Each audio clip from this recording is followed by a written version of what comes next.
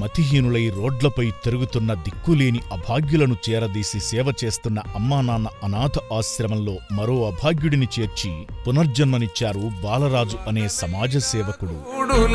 మనం చూస్తున్న ఈ అభాగ్యుడి పేరు కూడా తెలియదు. మన్సూరాబాద్కు చెందిన బాలరాజు గారు తను ఒక అనాథ అని తెలుసుకుని తన వద్దే ఉంచుకున్నారు.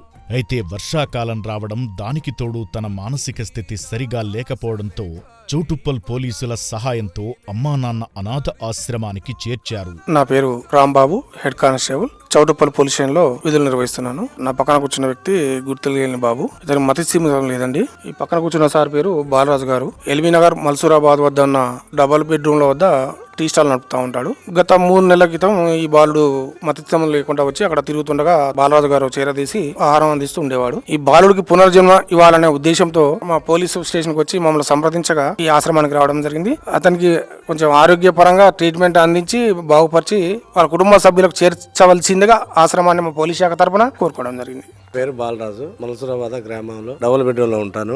ఈ బాబు గత 3-4 నెలల నుంచి వచ్చినప్పుడు ఎండాకాలం కాబట్టి పండుకుందానికైనా ఉందానికైనా సౌకర్యం ఉండేది. ఇప్పుడు వర్షాలు పడుతున్నాయి కాబట్టి ఆ సౌకర్యాలు లేవు. అంతకుముందు కన్నం గిట్ల పెట్టినాం, చూసినాం, మంచిగా చూసుకున్నాం. కానీ ఇప్పుడు ఆ అవకాశాలు లేవు కాబట్టి పోలీస్ స్టేషన్ కాడికి పోయినాం. అదే మన కానిస్టేబుల్ గారిని తీసుకుని వచ్చినాం. అనంతరం ఆశ్రమంలోని హాస్పిటల్ కు తీసుకువెళ్లగా వైద్యులు ప్రాథమిక వైద్య పరీక్షలు చేశారు. తన పేరు కూడా తెలియని ఈ నిర్భాగ్యుడు ప్రస్తుతానికి అమ్మానాన్న అనాథ ఆశ్రమంలోనే ఉంటున్నాడు.